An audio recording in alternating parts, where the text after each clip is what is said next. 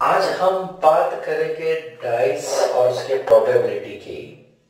अगर हमने dice draw किया है तो उसका पॉसिबिलिटी जो है आउटकम आने के वो कैसे करेंगे वो अभी सीखते हैं। तो अगर मेरे पास डाई है और मैंने उसको ड्रॉ किया, एक ही डाई है और उसमें मैंने ड्रॉ किया, तो पॉसिबिलिटी कितनी होगी उसकी नंबर आने की 1 2 3 4 5 6, यानी कि 6। The possible outcome is 6। तो अगर मैंने दो डाइज है और उसको सेम टाइम पे ड्रॉ किया तो उसका पॉसिबिलिटी कैसे हम ढूंढेंगे? तो अगर एक डाई का पॉसिबल आउटकम 6 है तो हम उसको पावर लगा देंगे 6⁻n। 6⁻n ऐसा पावर लगा देंगे। अगर मैंने एक बार ड्रॉ किया, सपोज मैंने एक बार ड्रॉ किया यानी कि 6⁻1 = 6।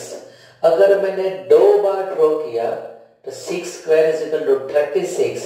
अगर मैंने 3 बार ड्रॉ किया तो आउटकम आएगा, उसका पॉसिबल आउटकम आएगा 216। ऐसे करके आप सीख सकोगे, राइट? तो वैसे अगर मेरे पास कॉइन है, अगर मेरे पास कॉइन है उसका पॉसिबिलिटी कितना है आने का? H और T, यानी कि अगर मुझे एक कॉइन को टॉस किया तो पावर हो गया उसका n। अगर 2:1 = 2। अगर मैंने कॉइन को दो बार टॉस किया यानी कि 2² = 4, पॉसिबल आउटकम = 4। अगर मैंने कॉइन को 3 बार टॉस किया तो पॉसिबल आउटकम = 8। 2⁻³ = 8। तो ऐसे हम पॉसिबल आउटकम निकाल सकते हैं, लेकिन उसका मिनिमम पॉसिबिलिटी कितना है वो पहले चेक करना पड़ेगा। चलो, तो हम आज बात करेंगे टू डाइस प्रोबेबिलिटी सम।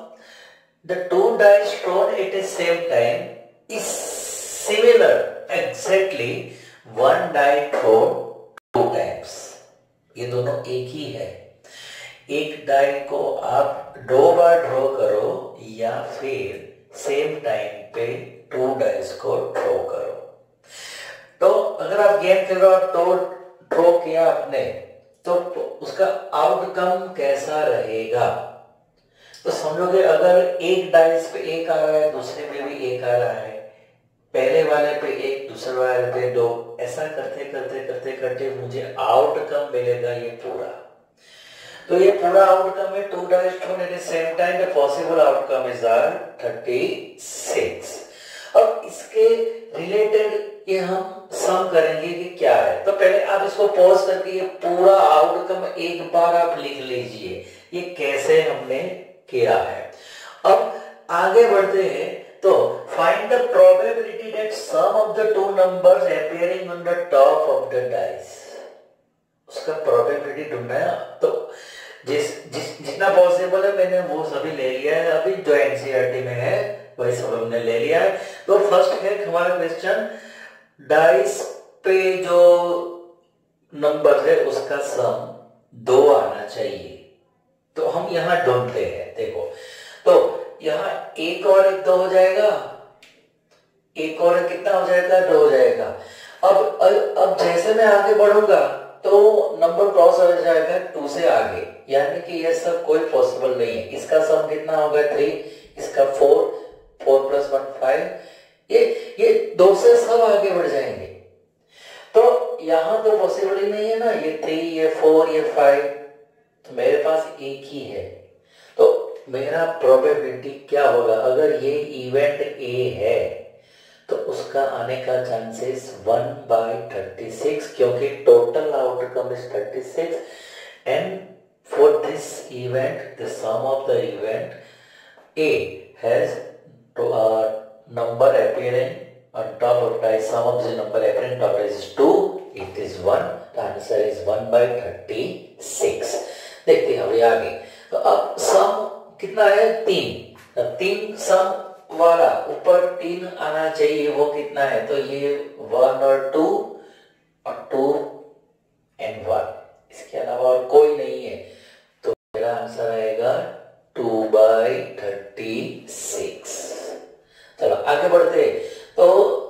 उसका सम होना चाहिए 4, तो 4 आने के लिए बराबर उसका सम होना चाहिए 4, एग्जैक्टली 4 है तो क्या आएगा 1 3, यहाँ आएगा 2 + 2 4 और यहाँ आएगा 3 + 1 4, यानी कि 3/36 अगर 3 को मैं काट दूं तो क्या होगा 1/12।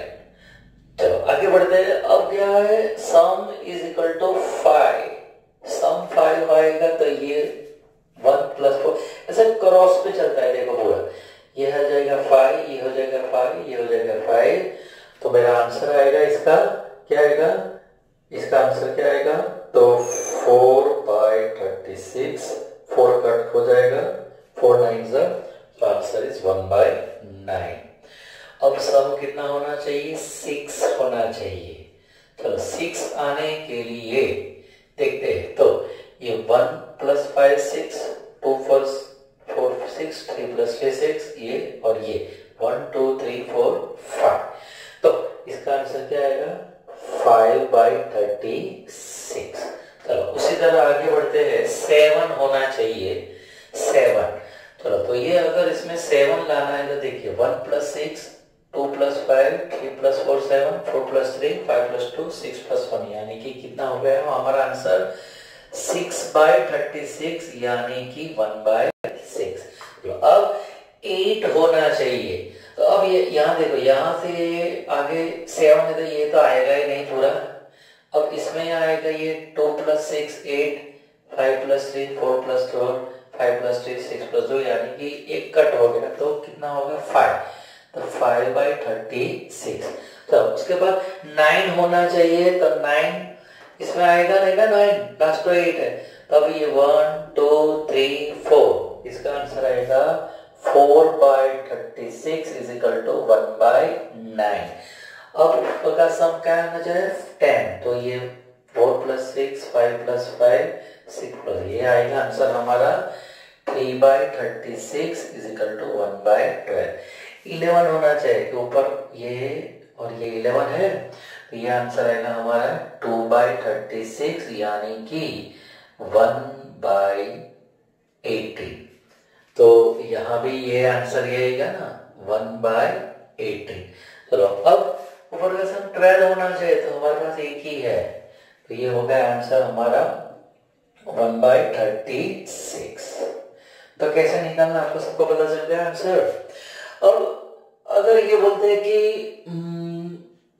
ऊपर का आंसर 13 आना चाहिए, अगर भैया लास्ट में 6 + 6 12 क्या है, जा ही नहीं सकेगा ना 6 + 6 12, यानी कि पॉसिबल नहीं है। अगर ऐसा कुछ हुआ मोर देन 13 है, तो मोर देन 12 है, तो उसका पॉसिबिलिटी 0 है, यानी कि आंसर आएगा 0। उसी तरह 1 आने का चांस भी 0 है। अगर पूछेगा ऊपर का सम 1 आएगा तो भी पॉसिबल नहीं है। ओके, अभी देख लीजिए आप, हम और कितने क्वेश्चन आगे बढ़ते हैं।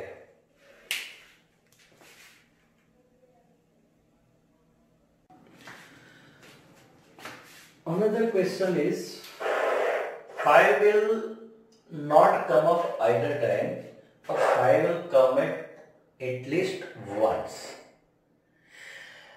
यानी कि अगर मैं ये डाइस को ड्रॉ किया है तो 5 ऊपर आना नहीं चाहिए, कोई भी आउटकम में अगर 5 नहीं आना चाहिए और 5 आना चाहिए। तो हम पहले फाइंड कर लेते सेकंड वाला क्वेश्चन कि 5 विल कम अप एटलीस्ट 1, 5 एक बार तो आना ही चाहिए एटलीस्ट वंस, तो वो हमारा आउटकम कौन सा रहेगा, ये यहाँ पे 5 आ रहा है, यहाँ पे 5 आ रहा है, यहाँ पे 5 आ रहा है, यहाँ पे 5, ये तो पूरा 9 5 का है, राइट। यहाँ पे 5 आ रहा है, यानी ये वाला कॉलम और ये वाला रो पूरा 5, बाकी कोई जगह पे 5 नहीं है। तो मैं अगर इसका गिनती करूंगा तो 1 2 3 4 5 6, ये 6 हो गए और ये 5 हो गए, यानी कि 11। तो अगर इसका इवेंट में अगर ए बोलूं, इसका इवेंट अगर ए है कि 5 will come up at least once, तो probability P of A is equal to क्या मिलेगा मुझे, ऊपर 11 नीचे 36, ये हो गया हमारा answer. 5 will come up at least once। अब क्या बोला, 5 will not come up either time। अगर 5 आना नहीं चाहिए यानी कि कॉम्प्लीमेंट्री इवेंट हो गया। ये कौन सा इवेंट हो गया, कॉम्प्लीमेंट्री इवेंट हो गया। So I will write here 5 will come up, so 5 will not come up। तो कॉम्प्लीमेंट्री इवेंट के लिए क्या करते हैं, 1 माइनस पी ऑफ ए जो है हमारा उसको उसमें सब्ट्रैक्ट कर लेते हैं। तो क्या होगा, 1 माइनस 11/36। सो एलसीएम निकालेंगे तो आंसर क्या आएगा, तो 36 माइनस 11 इज 25/36 योर आंसर। तो ये हो गया आपका एनसीईआरटी का क्वेश्चन नंबर है 24। ये आपका क्वेश्चन नंबर 24 हो गया। ओके, आगे बढ़ते हैं और कुछ सम लेके।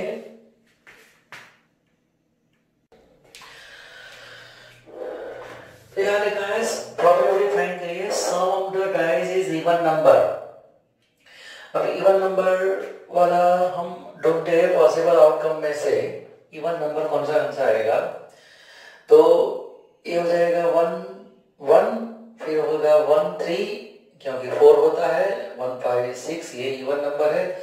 बाकी मैंने छोड़ दी, देखिए 1 + 2 3, ये 5 और 7, ये सब ऑड है, राइट। चलो इसमें 2 + 1 3 ये नहीं आएगा, 2 + 2 आएगा 4, 2 + 3 नहीं आएगा, 2 + 4 6 आ जाएगा, ये इवन नंबर है। ये नहीं आएगा, ये इवन नंबर है। ऐड करना है, इसको ऐड करके हमें टोटल करना है, तो वो आना चाहिए इवन नंबर। चलो अब आगे ये हो जाएगा 3 + 1, फिर 3 + 3 + 3 + 5, यानी कि आप देखोगे सभी रो में से 3 3 3 3 निकल रहे हैं, यानी कि इसमें 3 आंसर, इसके 3 आंसर, इसके 3 आएंगे, इसके 3 आएंगे, इसके 3 आएंगे, इसके 3, यानी कि 1 2 3 4 5 6 6 3 total possible favorable outcome is 18 और total outcome is 36, so answer is 1/2। समझ में आया। तो अब नेक्स्ट क्वेश्चन पे जाते हैं कि sum on the dice is a prime number। अब प्राइम नंबर तो आपको पता है कि कहां से स्टार्ट होता है, 2 से, राइट।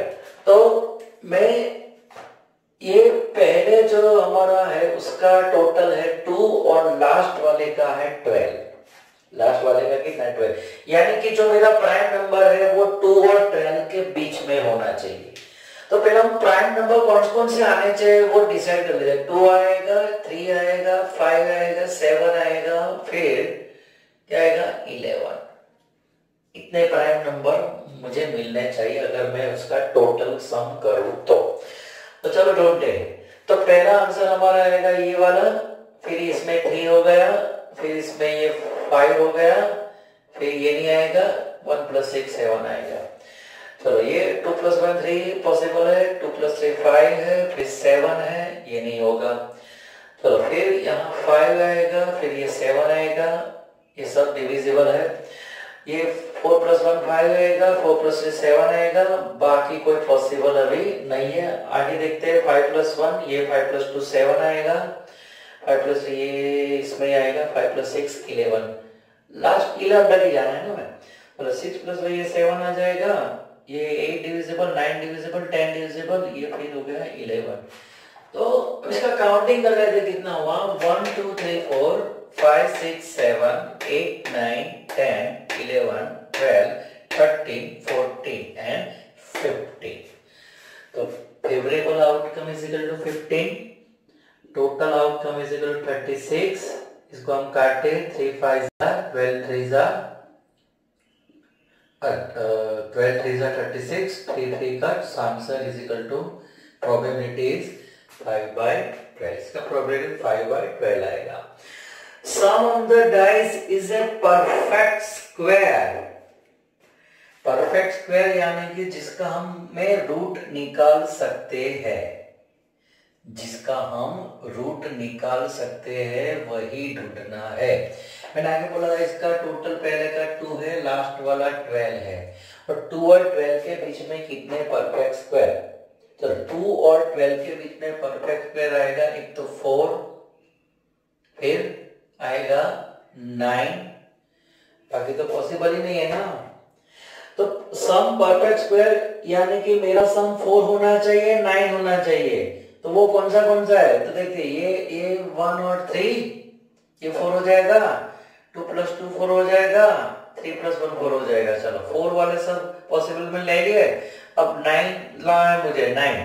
तो 9 कहाँ मिलेगा मुझे? 6 + 2 8 यहाँ पे आएगा, एक 9 इधर आएगा, एक 9 इधर आएगा, एक 9 इधर आएगा, एक 9 इधर आएगा। तो sum the dice a perfect square. तो ये टोटल आउटकम ये हमारे फेवरेबल आउटकम कितने हो जाएंगे? ये 1, ये 2, 3, 4, 5, 6, 7, यानी कि फेवरेबल आउटकम है 7 और टोटल आउटकम 36। Answer probability 7/36। देखते आगे। Sum of the dice is a multiple of 3। Sum of the dice is multiple of 3। इसका सम करेंगे जो 3 से डिविजिबल होगा। चलो ये हमारे पास 12 2 और इधर है 12। तो इसमें 3 से डिविजिबल होने वाला है होगा सम। तो एक 3 होगा, फिर 6 होगा, फिर 9 होगा, फिर 12 होगा। बस ये सब इसमें से ढूंढना है हमें। चलो ढूंढते हैं। तो एक आएगा ये 1 + 2 3, फिर इसमें आगे जाएगी तो ये होगा 1 5 5 6 होगा, बाकी पॉसिबल नहीं है। चलो यहाँ 2 + 1, फिर 2 + 6, ये भी पॉसिबल नहीं है। चलो फिर यहाँ पे आएगा 3 + 3, फिर 3 + 6। चलो उसके बाद 4 + 2, फिर 4 + 5, ये 3 से डिविजिबल होगा। फिर 5 + 1 6, ये 6 हो गया। फिर 5 + 4, ये 9 हो गया।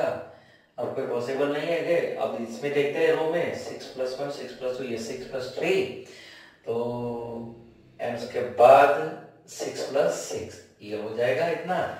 यानी कि सब में से दो मुझे मिले हैं। सब में से 2 मिले, यानी कि 6 × 2 = 12। तो मेरा आंसर आएगा 12/36, यानी कि 1/3। चलो और कुछ आगे और सम लेते हैं इसलिए।